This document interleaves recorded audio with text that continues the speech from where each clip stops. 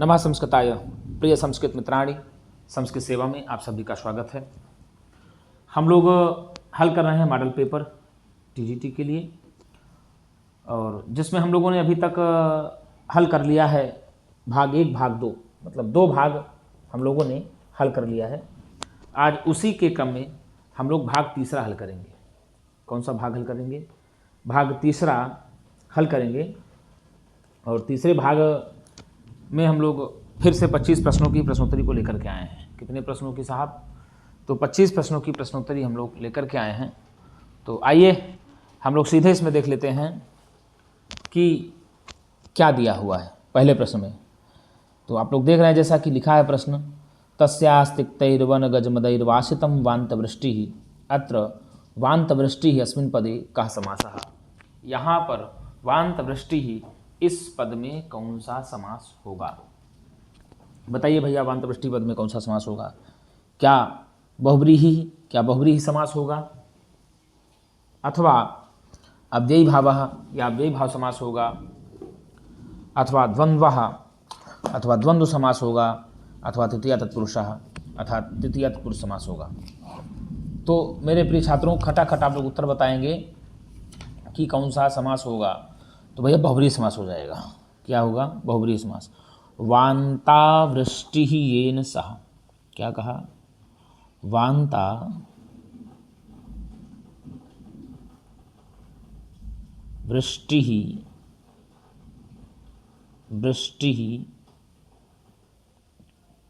येन सह। वान्ता वृष्टि येन सह, वान्त वृष्टि बन जाएगा, बहुब्रीहि समास में हो जाएगा।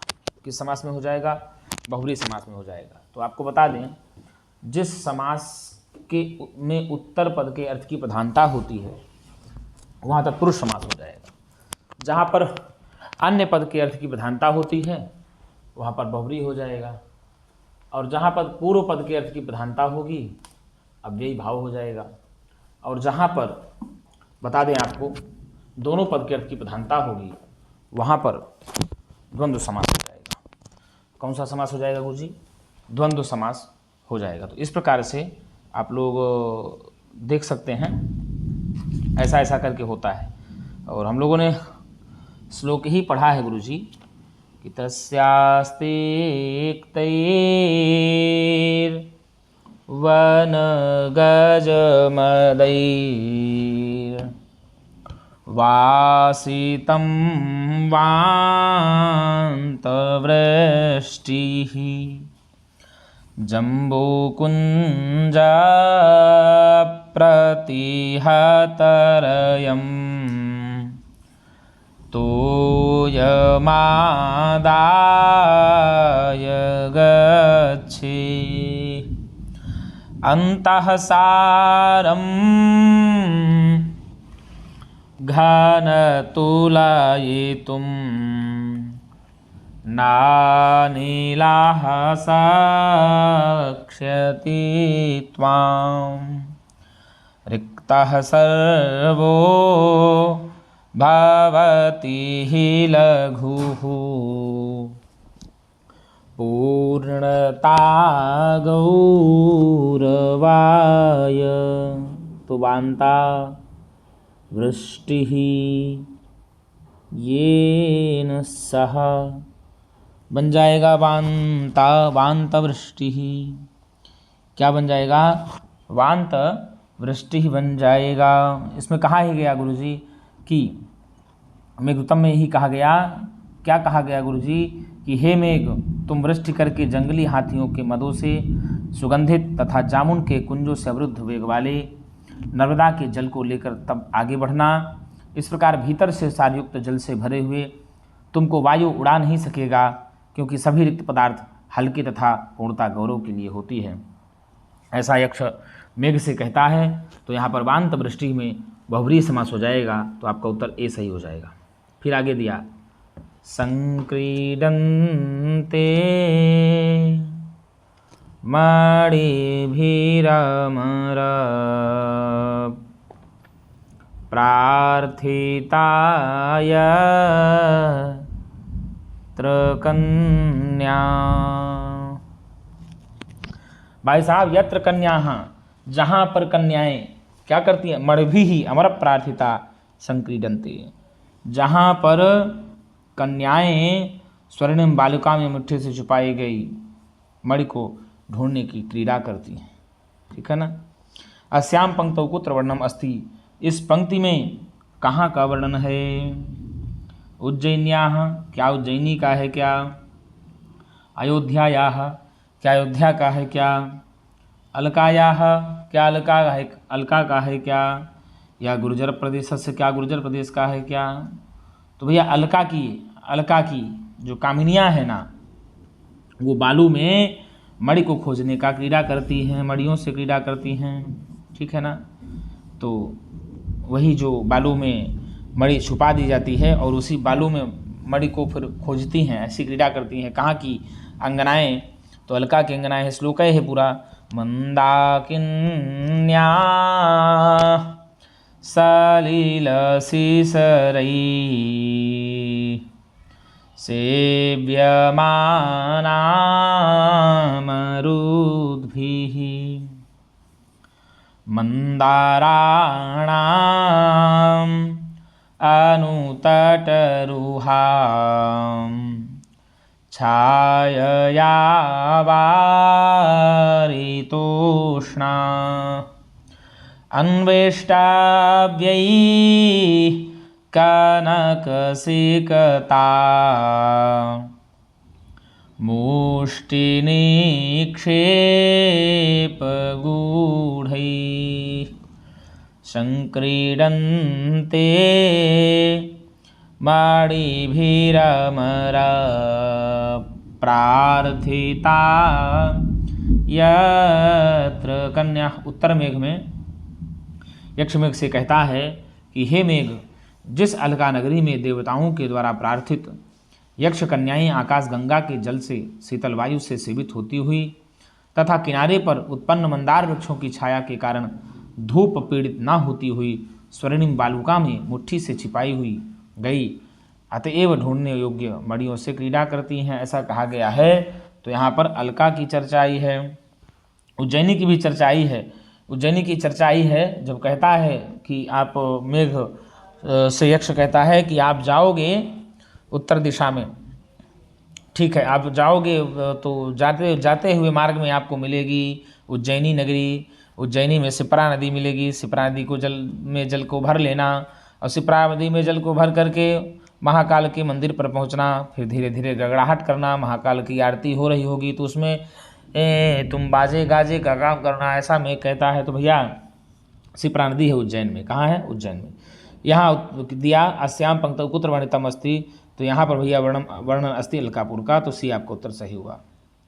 न युक्त मनयोः तत्र गन्तुम इति कस्य कथनम इदम, तुम दोनों का वहाँ पर जाना ठीक नहीं है, यह कथन किसका है। गंगायाः, क्या गंगा का है, या लोपामुद्रायाः, क्या लोपामुद्रा का है, क्या कश्यपस्य, क्या कश्यप का है, क्या कण्वस्य, क्या कण्व का। बिल्कुल कण्व का होगा। यहाँ यदि काश्यपस्य होता तब तो सही हो जाता, लेकिन कश्यपस्य दे दिया, इस कारण से ये सही नहीं होगा, कण्व हो जाएगा। कण्व का ही नाम काश्यप होता है। यदि काश्यप होता तब तो गुरुजी सही कर देता। काश्यप यानी ऐसे यदि होता तब तो सही था, ये भी सही हो जाता, ये भी सही हो जाता। तो उपयुक्तेषु एकस्मात् अधिकाः भी उत्तर आप रख सकते थे इसमें बीपीएससी के अनुसार। तो यहाँ पर काश्यप जी उत्तर दे नहीं दिया है, तो आपका उत्तर D4 डायरेक्ट सही हो जाए। जब गौतमी कहती है कि क्या कौन कौन जाएगी शकुंतला के साथ, क्या प्रेमदा अनसुईया भी जाएगी, तो नहीं, तब कर्ण कहते नहीं, इन दोनों का जाना वहाँ ठीक नहीं है, क्योंकि ये दोनों कुमारी हैं और शकुंतला के साथ जाएंगी तो मान लीजिए कुछ गड़बड़ ना हो जाए, इसलिए दोनों को वहाँ पर जाना उचित नहीं बताते कण्व जी, काश्यप जी। शकुंतला विरहितम इव क्षम्यताम, शकुंतला विरहितम शून्यम इव तपोवनम कथम प्रविशामः इति कस्य कथनम अस्ति। अब देखो, शकुंतला से रहित सूने निर्जन तपोवन में कैसे प्रवेश करेंगे, इति कस्य कथनम, या कथन किसका है। क्या काश्यपस्य, क्या काश्यप का है क्या, अनुसूयायाः, क्या अनुसूया का है क्या, प्रियंवदायाः, प्रियंवदा का है क्या, या बी एवं सी उभौ अपि। हाँ तो भैया बी एवं सी दोनों हो जाएगा। अनुसूया और प्रियंवदा कहती हैं कि हे पिता, तात काण्व, अपने पिता को कहती हैं काण्व को, काश्यप को, कि हे पिता, हे तात, अब शकुंतला से रहित इस सूने वन में, निर्जन वन में हम लोग कैसे प्रवेश करेंगे, कैसे प्रवेश करें, ऐसा दोनों कहती हैं सखियां अनुसुईया और प्रियंवदा। आगे दिया विष्णु पश्चात इत्यस्य सामासिक पदम अस्ति। क्या उपविष्णु बनेगा या अनुविष्णु बनेगा या अनुविष्णु बनेगा अथवा अनुविष्णु बनेगा? तो विष्णु पश्चात में अनुविष्णु बनेगा। क्या बनेगा गुरुजी? विष्णु पश्चात में अनुविष्णु बन जाएगा। आपका उत्तर सी फॉर करेक्ट सही हो जाएगा। क्या सही होगा? सी फॉर करेक्ट आपका सही हो जाएगा। अव्ययी भाव समास हो जाएगा। आगे दिया कि उत्तर रामचरितस्य मंगलाचरणे किम छंदा प्रयुक्तम। उत्तर रामचरितम के मंगलाचरण में कौन सा छंद प्रयुक्त है बताइए। क्या अनुष्टुप है, क्या इंद्रवज्रा है, क्या मालिनी है, क्या शालिनी है, क्या बताइए। उत्तर रामचरितम के मंगलाचरण में कौन सा छंद प्रयुक्त हुआ है? तो भैया अनुष्टुप है क्या, इंद्रवज्रा है क्या, या मालिनी है क्या, शालिनी है क्या? तो पहले जान लीजिए आप। इदम कविभ्यः पूर्वेभ्यो नमो वाकं प्रशास्महे विन्देम देवतां वाचम अमृताम आत्मनः कलां पंचमं लघु सर्वत्र सप्तमं द्विचतुर्थयोः गुरुषष्ठं च जानीयात् शेषेष्वनियमो मतः। तो भैया अनुष्टुप छंद हो जाएगा। कौन सा छंद है? अनुष्टुप छंद है। पहला है श्लोक है इदम कविभ्यः, द्वादश पदानांदी का प्रयोग किया गया है उत्तर रामचरितम में, और रचना है महाकवि भवभूति के। करुणेश प्रधान नाटक है, 7 अंकों का नाटक है। इदम कविभ्यः पूर्वेभ्यो नमो वाकं प्रशास्महे विन्देम देवतां वाचम अमृताम आत्मनः कलां स्यादिन्द्रवज्रा यदि तौ जगौगः, स्यादिन्द्रवज्रा यदि तौ जगौगः। मालिनी छंद का लक्षण है नन्मययुतेयं मालिनी भोगिलोकैः, नन्मययुतेयं मालिनी भोगिलोकैः शालिन्युक्ता मतौ तगौ गोपदिलोकैः, ऐसे शालिनी का है। तो उत्तर चला जाएगा ए। करुणस्य मूर्ति का बताइए भाई साहब। साक्षात करुणा की मूर्ति कौन है? क्या सीता है, क्या तमसा है, क्या मुरला है, क्या शकुंतला है, क्या बताइए भैया कौन है? सीते करुणस्य मूर्ति अथवा बताइए करुणा की मूर्ति, साक्षात करुणा की मूर्ति कौन है? तो साक्षात करुणा की मूर्ति सीता जी हैं। कौन है गुरुजी? साक्षात करुणा की मूर्ति सीता जी के बारे में ही कहा गया है। श्लोक है तमसा कहती है तद इयम गोदावरी हृदात निर्गत्य। तो गोदावरी से निकल करके क्या कहती हैं? परिपांडु दुर्बल कपोल सुंदरम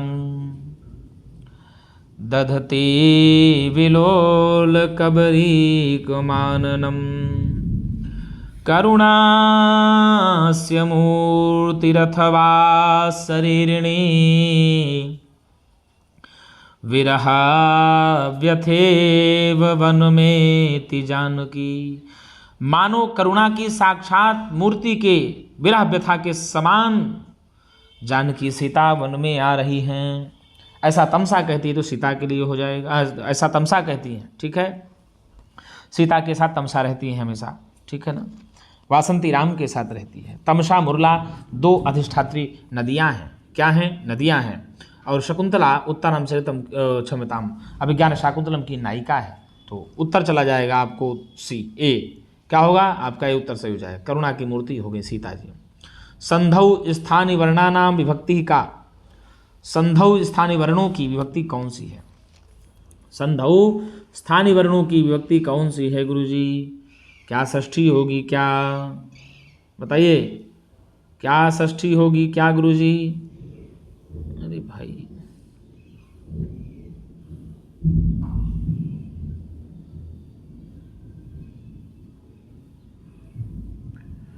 बताइए। संधौ स्थानीय वर्णानाम विभक्ति का प्रथमा अथवा षष्ठी अथवा सप्तमी अथवा जो है तृतीया, कौन सी हो जाएगी बताइए। तो भैया संधौ स्थानीय वर्णानाम विभक्ति बहुत ही षष्ठी विभक्ति। कौन सी? षष्ठी विभक्ति। प्रातिपदिकार्थ लिंग परिमाण वचन मात्रे प्रथमा हो जाती है। सप्तम अधिकरणे चा सप्तमी हो जाती है। कर्तृकरणे तृतीया, कर्ता और कर्ण में तृतीया विभक्ति हो जाती है। तो संधौ स्थानीय वर्णानाम विभक्ति भवति षष्ठी। आगे दिया पितृतुल्यः इत्यस्य समास विग्रह अस्ति। बताइए पितायाः तुल्यः या पितृण तुल्यः अथवा पित्रा तुल्यः अथवा पितस्य तुल्यः।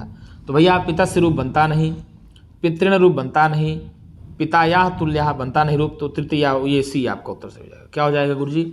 सी आपका उत्तर सही हो जाएगा। अब पितृ शब्द ऋकारांत पुल्लिंग शब्द का रूप है, आपको बता दें रूप चलता है।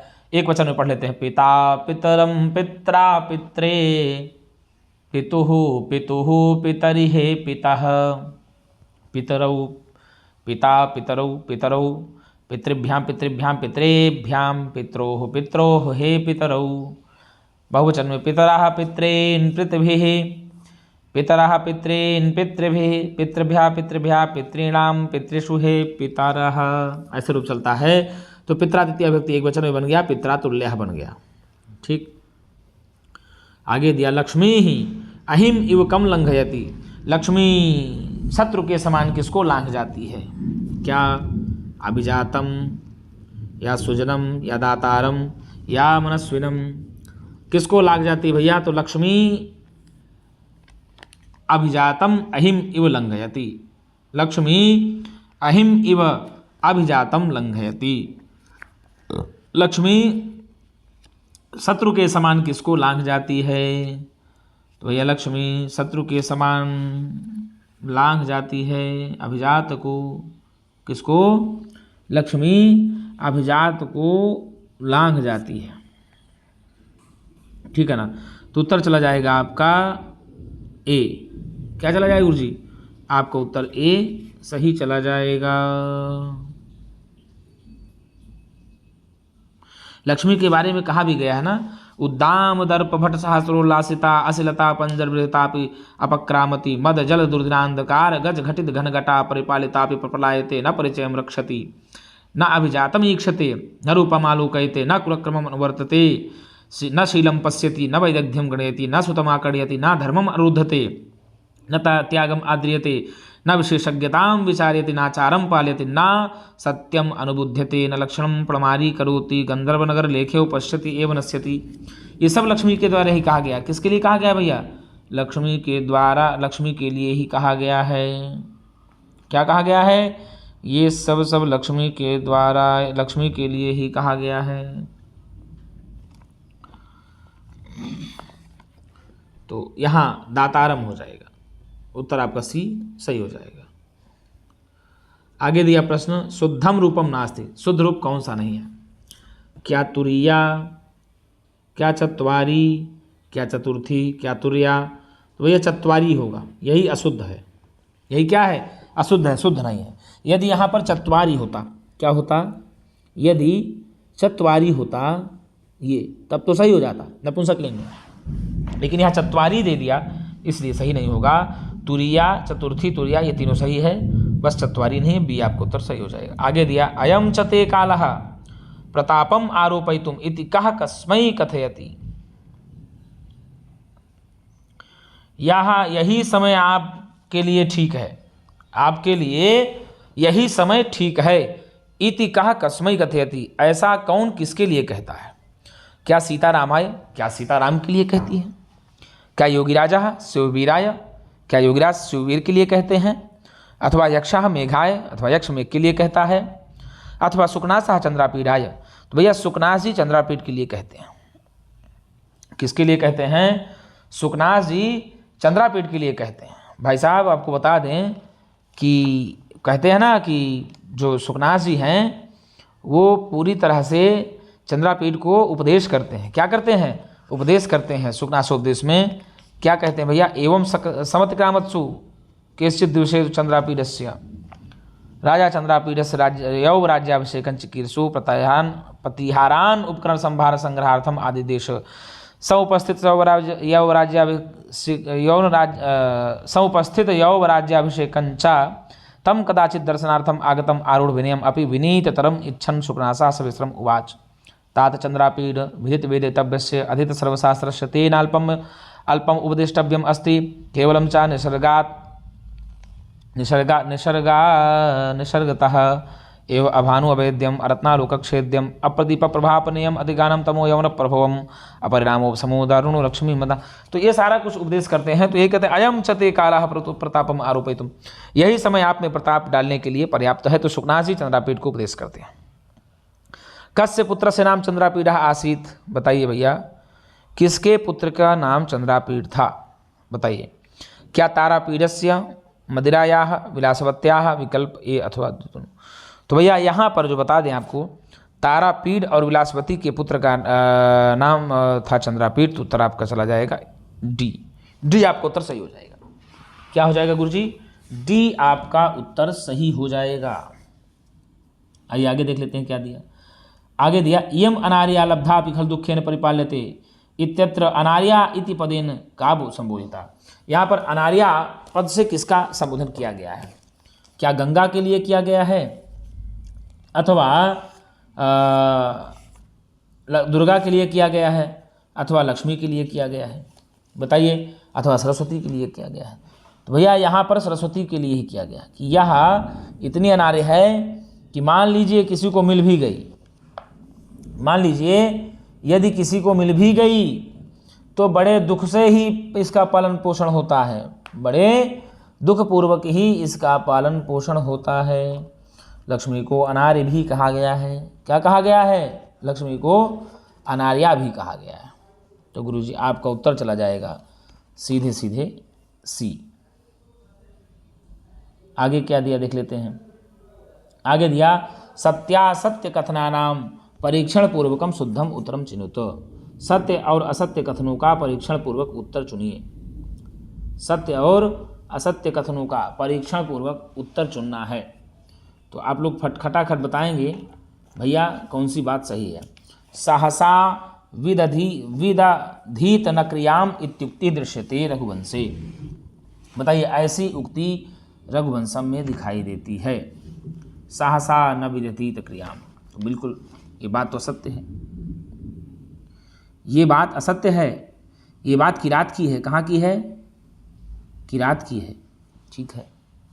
आगे का आहो दुरंता बलवद विरोधिता इति दृश्यते किरातार्जुनीय, बिल्कुल किरातार्जुनीय की है, सत्य है। आर्तत्राणाय वह शस्त्रम न प्रहर्तुमनागसी इति दृश्यते अभिज्ञान शाकुंतले। क्या यह विज्ञान शाकुंतलम में दिखाई देती है? बताइए भैया। तो बिल्कुल सही है, ये भी बात सत्य है, अभिज्ञान शाकुंतलम में ही दिखाई देती है।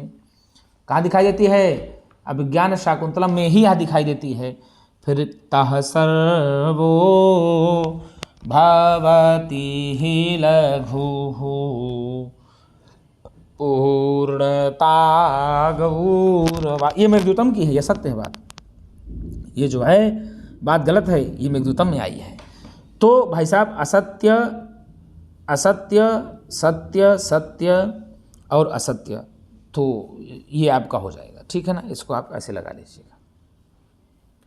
आगे देख लेते हैं क्या कहा। वीक्ष इत्यत्र कहा प्रकृति प्रत्यय। क्या कहा? वीक्ष इत्यत्र कहा प्रकृति ही कश्च प्रत्यय, अर्थात वीक्ष में कौन सी प्रकृति और प्रत्यय है? बताइए कौन सा है? क्या वीक्षय यत ये होगा, अथवा वी ईक्ष लेप ये होगा, अथवा वी इश्लेप ये होगा, अथवा वी इणयत ये होगा? तो भैया वी ईक्ष लेप हो जाएगा। वीक्ष्य, वी ईक्ष लेप होकर के वीक्ष बन जाएगा। तो 16 का उत्तर आपका बी सही हो जाएगा। क्या हो जाएगा? वी सही हो जाएगा। आगे देख लेते हैं।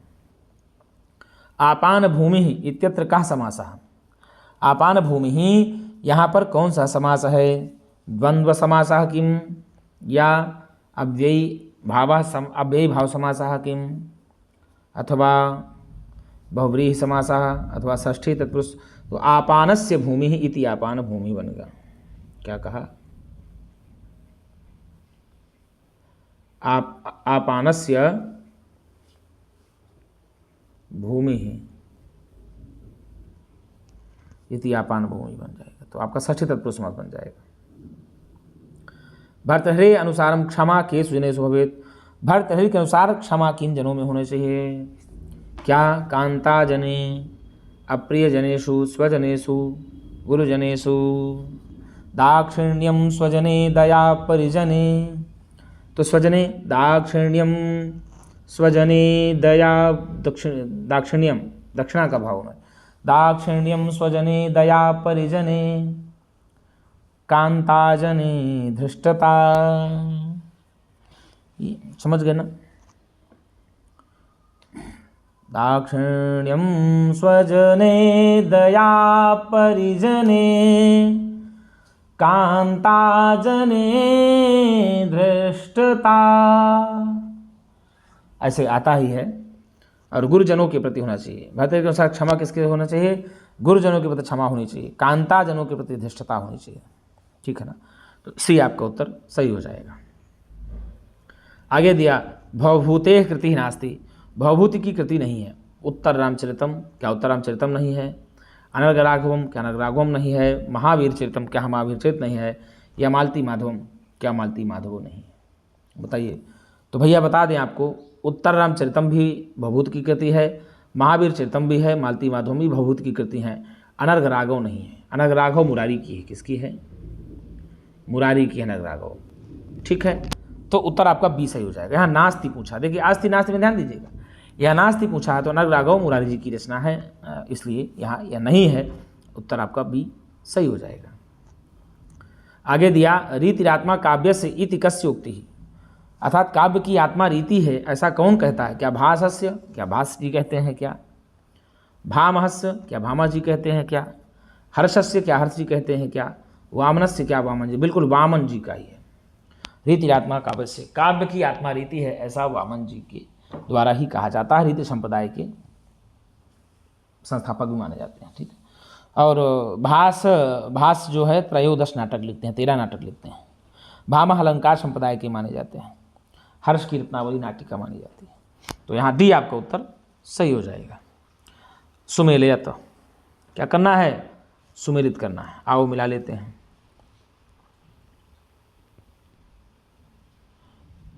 तो अब कहा अभिज्ञान शाकुंतलम से किसका संबंध है? माधव्य से हो जाएगा। तो 5 हो गया। का 5 हो गया। क्या होगा गुरु जी? 5 हो गया।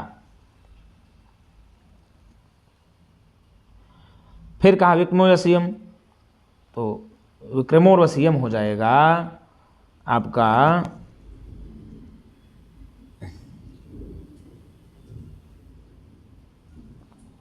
ठीक है। विक्रमोर्वशीयम को मिलाएंगे आप 4 से, माणवक। किससे मिलाएंगे? माणवक से मिलाएंगे। तो खा को 4 से मिला दिया, तो 4 हो गया। मृच्छकटिकम को 2 से मिलाएंगे, मैत्रेय विदूषक। मृच्छकटिकम का मैत्रेय है, तो 3 से मिला देंगे गा को। 3 से कहा 2 से हो, 3 को 2 से, 2 यहाँ हो गया। ठीक है। रत्नावली नाटिका में कौन है गुरु जी? तो 3 से वसंतक को मिला देंगे, 3 हो गया। और जो है अब बिना मालविका मित्रम तो बन गया गौतम, तो 1 हो गया। तो 5 4 2 3 1, 5 4 2 3 1 है बिल्कुल। 5 4 2 3 1 आपका उत्तर सही हो जाएगा। तो आपका उत्तर 21 का सी सही हो जाएगा। क्या सही हो जाएगा? सी। अगर आपको 2 3 आता है तो आप इसे आराम से उत्तर लगा लेंगे। आगे कहा का शब्दा स्ववर्गे भिन्ना, कौन शब्द अपने वर्ग में भिन्न है? बताइए। व्रीहि, यवः, चणकः, संयावः। संयावा मतलब तो संस्कृत में समय ही होता है, और ये तीनों बीज हैं। ये तीनों क्या हैं? बीज हैं, और यही अलग है। आपका सी उत्तर सही हो जाएगा। फिर कहा सुमेलयत, एक तरफ दिया है कवि, एक तरफ दिया है माता।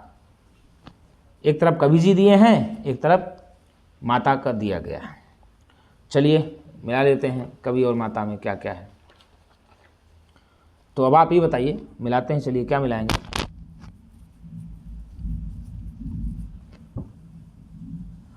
अश्वघोष की माता का नाम क्या है? बताइए। तो अश्वघोष की माता का नाम है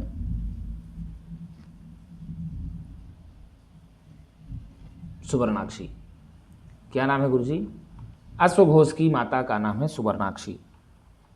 क्या नाम है अश्वघोष की माता का? सुवर्णाक्षी। तो हमने 2 मिला दिया, इधर हम 2 लिख देते हैं। ठीक है। भवभूति की माता का क्या नाम है? जतुकर्णी पुत्रः, ये 1 हो गया। श्रीहर्ष की माता का नाम क्या है? तो श्रीहर्ष की माता का नाम अमला देवी है, 4 हो गया। पाणिनि की माता का नाम क्या है? दाक्षी, 5 हो गया। और भैरव की माता का नाम है सुशीला, 3 हो गया। तो 2 1 4 5 3 क्या हुआ? 2 1 4 5 3 होगा। अब देखिए कहीं दिया है क्या?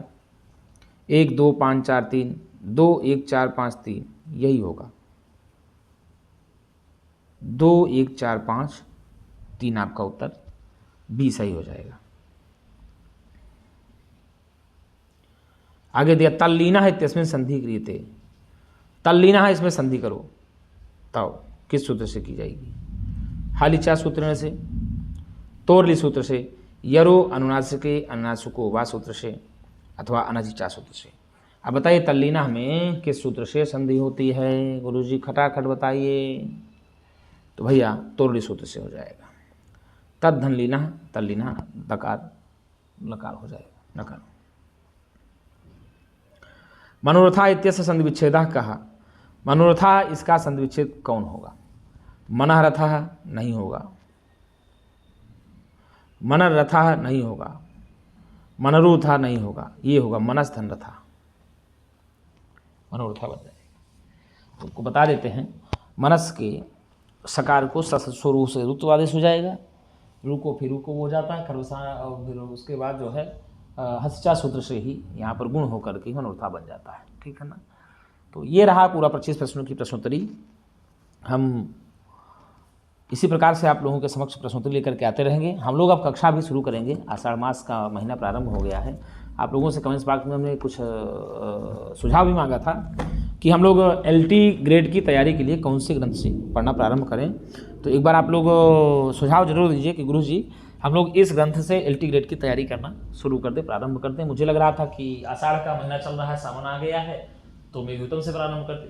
थोड़ा सा आप लोग भी कमेंट बॉक्स में एक बार जरूर बताइए कि गुरुजी इस पुस्तक से हम लोग एलटी ग्रेड का अध्ययन करते हैं, प्रारंभ कर देते हैं, शुभारंभ कर देते हैं, तो एलटी ग्रेड का प्रारंभ किया जा सके जिससे। और प्रश्नोत्तरी इसी प्रकार से 25 प्रश्नों की प्रश्नोत्तरी हमारी अनवरत चलती रहेगी परीक्षा तक। तो मित्रों आज के लिए इतना ही। हम पुनः नए वीडियो के साथ मिलेंगे, तब तक के लिए नमः शमस्कृताय, शुभ रात्रि।